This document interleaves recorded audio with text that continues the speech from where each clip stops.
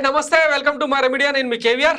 చెప్పేటోడు చంద్రబాబు అయితే వినేటోళ్ళు విలేకరులని గతంలో చంద్రబాబు మీద ఉన్న సామెత ఇప్పుడు ఆంధ్రప్రదేశ్ ప్రజలు చెవుల్లో ఎర్రి పువ్వులు పెట్టడానికి సిద్ధమైపోయింది అనమాట. ఇన్ని రోజులు వాలంటీర్ల మీద దుమ్మెత్తి పోస్తూ వాళ్ళ మీద శాపనార్థాలు పెడుతూ వచ్చిన చంద్రబాబు నాయుడు యూటర్న్ బాబు ఇప్పుడు వాలంటీర్లకు 10,000 ఇస్తాడంట, వాలంటీర్ల వ్యవస్థను కొనసాగిస్తాడంట, దాన్ని ఇంకింత బలోపేతం చేస్తాడంట. సో ఇది నిన్న ఉగాది రోజు ఆయన ఇచ్చిన తీపి కబురు అనమాట.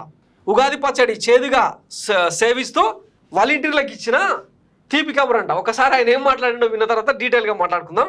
ఉగాది రోజున పండుగ రోజున తీపి కబురు మీకు అందరికి ఇస్తాం.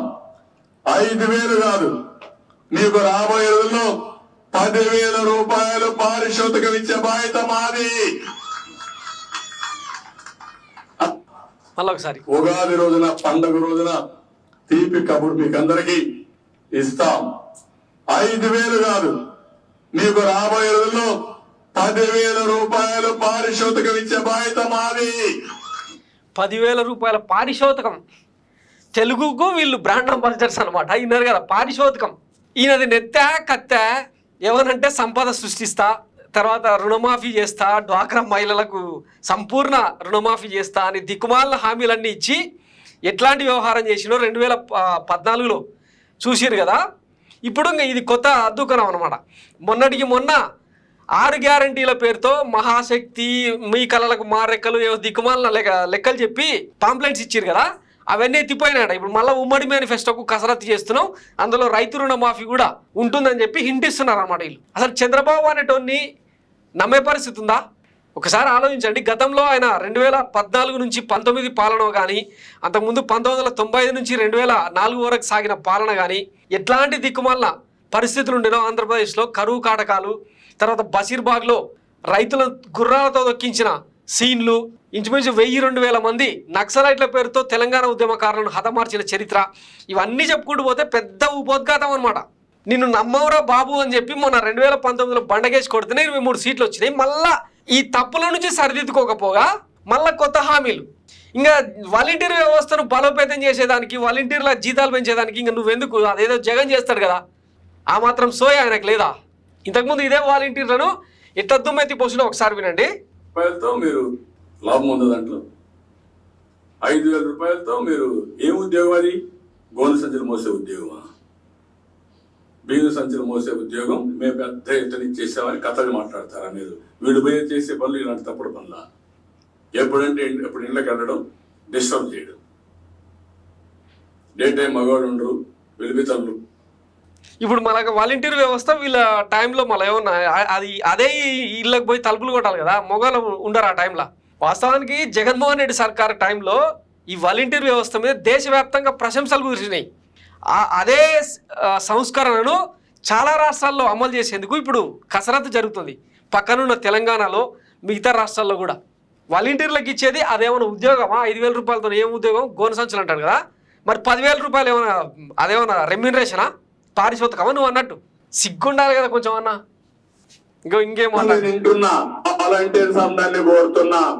నిన్న మొన్న నేను వింటున్నా, ఇంటింటికి వచ్చి నీకు అది ఇస్తాం ఇది ఇస్తాం ఇంట్లోపలికి వస్తున్నారు. వీళ్ళు ఇంట్లోపల రావడానికి, ఇంట్లోపల రావడమే కాకుండా మీ వివరాలు వెనుక్కుంటున్నారు.